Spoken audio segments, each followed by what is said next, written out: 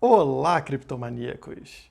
Há poucas semanas atrás, a NASA publicou no seu site oficial um paper onde a Google afirmava que tinha atingido a supremacia quântica, o ponto onde um computador quântico consegue processar tarefas numa velocidade superior ao maior supercomputador convencional que a gente tem hoje. Esse paper foi rapidamente apagado do site da NASA, o que levantou suspeitas de que ele foi colocado lá sem autorização, sendo, portanto, um vazamento de informações ainda não oficiais. Esse vazamento gerou especulações em diversos setores da economia, inclusive nas criptomoedas, já que, teoricamente, a computação quântica poderia ser utilizada para quebrar a criptografia do Bitcoin e acessar as suas criptomoedas. Seria esse o fim do Bitcoin?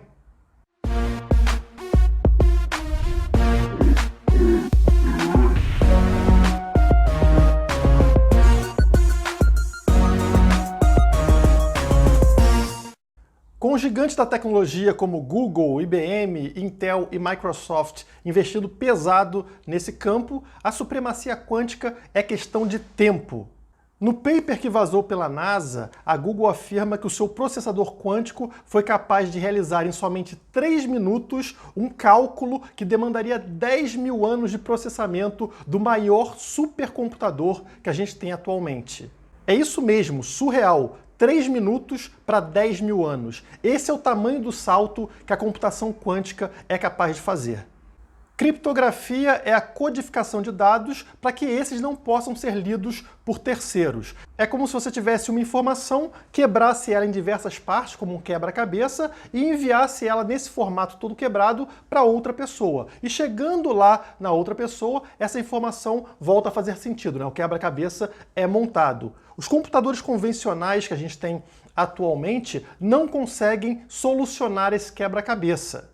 Mas será que isso não seria uma moleza para um computador que consegue processar em 3 minutos o que esses computadores convencionais levam 10 mil anos? Em teoria, um computador desse conseguiria quebrar uma criptografia padrão aí de 56 bits em questão de segundos. A criptografia utilizada no Bitcoin é a SHA-256 e ela tem 256 bits, ou seja, é bem mais complexa do que a criptografia padrão. Nesse paper, a Google afirma que o poder de processamento quântico deve dobrar a cada ano, o que faz com que, lá para o ano 2024, eles conseguissem quebrar, inclusive, criptografia militar, criptografia utilizada pelos Estados Unidos para proteger os seus dados mais secretos. Sendo assim, o medo das pessoas é compreensível, afinal, a nossa privacidade atualmente depende da criptografia de serviços digitais, sua conta de e-mail, suas redes sociais, serviços em nuvem, senhas de banco, tudo que você tem está protegido por criptografia. Se tudo isso puder ser quebrado em questão de anos, todos nós estamos correndo risco. O que impediria, portanto, uma empresa ou governo de utilizar computador quântico para acessar todos os seus dados privados e até mesmo o seu dinheiro ou bitcoins? Eu acho que se esse avanço tecnológico estivesse restrito a somente uma empresa ou a um grupo de indivíduos, nós realmente teríamos problemas. Como a gente bem sabe, a centralização de poder na mão de somente uma organização nos coloca como refém dessa organização. Como exemplo, a gente pode usar o Estado. O Estado faz muito bem isso. Ele centraliza tudo que ele pode, todo o poder que ele pode na mão dele, tirando dos indivíduos, para que ele coloque os indivíduos como refém. O desarmamento é um exemplo disso. Ao contrário do que o Estado te vende, armas servem muito mais para se defender do que para atacar. Na hora que o Estado vai e retira a arma de toda a população, agora a gente é refém do grupo armado. O único grupo armado que sobra é ele e a gente vai ter que fazer o que ele bem quiser. Basta ele escrever num papel de pão qualquer lá uma lei idiota, como por exemplo, se você tiver uma propriedade e eu quiser tirá-la de você, ela é minha. E pronto, assim será. Se ele quiser passar uma avenida no meio do seu sítio, ele vai desapropriar aquela área e vai passar a estrada no meio da sua propriedade.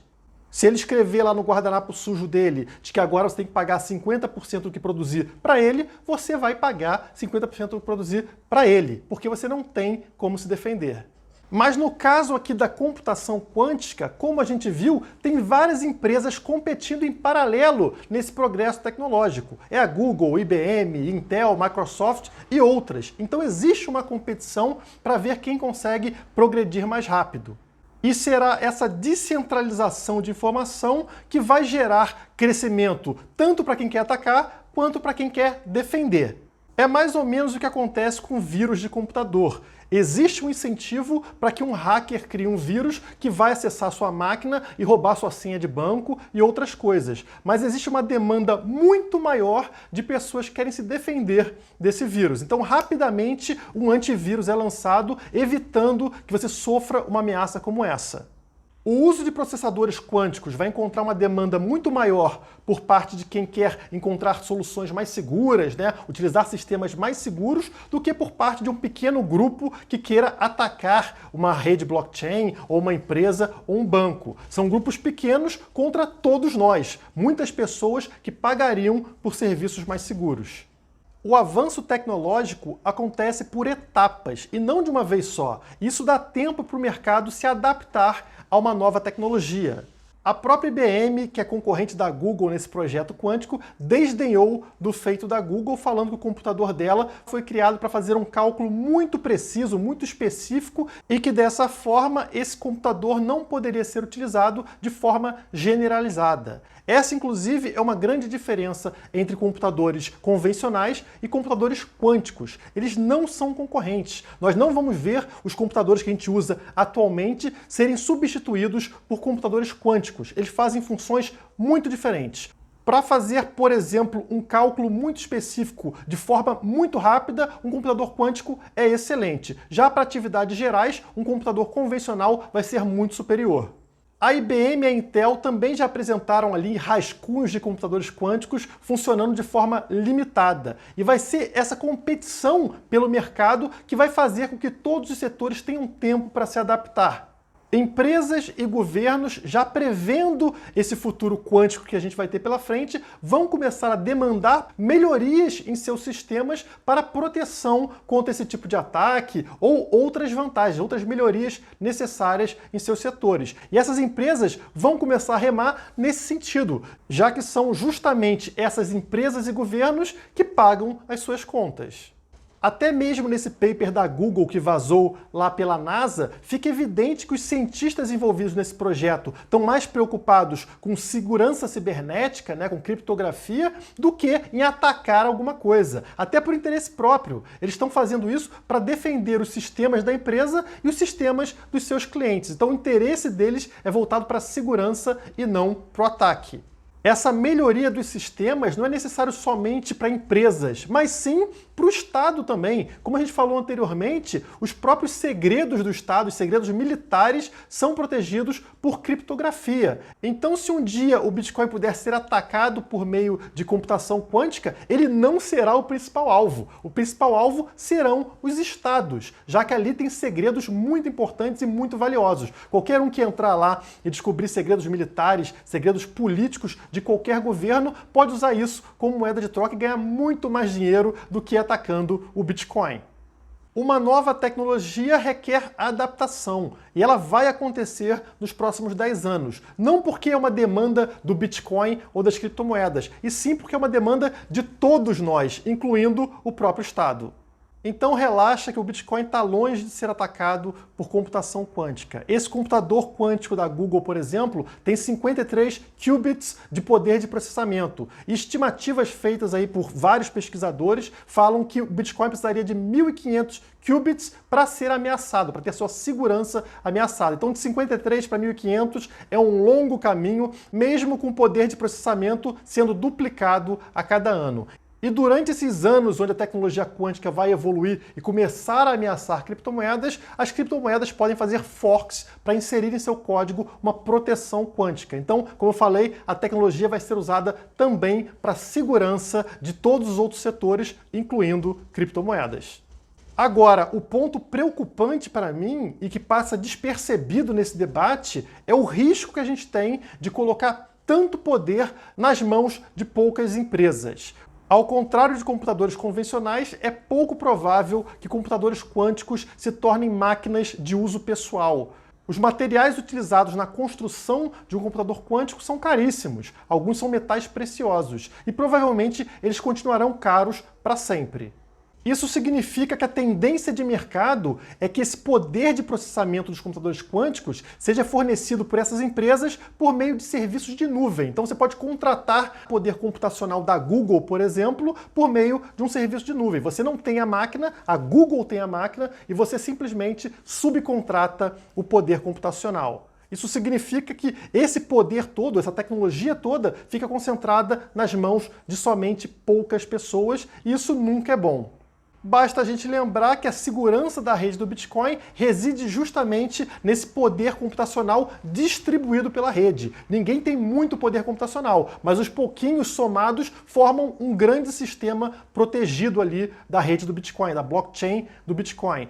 Esse poder de processamento dos computadores quânticos não pode ficar, portanto, na mão de somente uma, duas ou três empresas. É melhor que existam várias outras empresas investindo nesse mercado.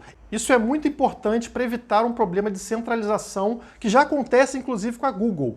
A Google já domina atualmente o fluxo de dados ao redor do planeta. Então ela meio que coordena o que vai ser notícia, o que não vai ser notícia, o que vai ter relevância, não vai ter relevância. Isso é extremamente perigoso e pode piorar ainda mais caso esse poder de processamento também fique concentrado somente na mão da Google.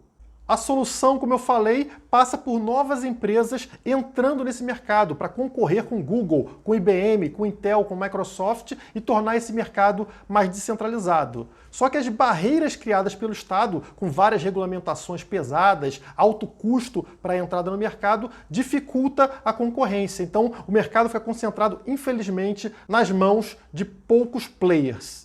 Para piorar, essas poucas empresas que fazem parte do setor são aliadas do Estado, né? Então é por isso que elas conseguiram essa liberdade de atuação. É aquela situação, você tem que molhar a mão da máfia para você conseguir operar dentro do território dela. Então é isso que as grandes empresas acabam fazendo e vão cedendo aos poucos aos desejos da máfia, inclusive passando seus dados privados para dentro do governo. A computação quântica, a princípio, não ameaça os seus bitcoins, mas ameaça a sua privacidade. Para escapar disso, você precisa, pouco a pouco, migrar para serviços descentralizados. Eu sei que é chato, eu sei que é trabalhoso, mas, infelizmente, a gente precisa fazer isso para manter a privacidade dos nossos dados e a nossa liberdade. Se quiserem acompanhar outros conteúdos da Criptomaníacos, entre aqui na descrição do vídeo, onde tem link para todas as nossas redes sociais e também para o nosso site de serviço exclusivo, onde você pode se tornar um membro VIP e ter acesso a análises, tutoriais, sinais de criptomoedas e grupo VIP para tirar todas as suas dúvidas comigo e com os membros da nossa equipe. Por hoje é só, muito obrigado e até a próxima! A divulgação das criptomoedas depende de você, por isso inscreva-se no canal e deixe o seu like. Caso queira acesso a conteúdos exclusivos, nos siga nas redes sociais que estão aparecendo na sua tela.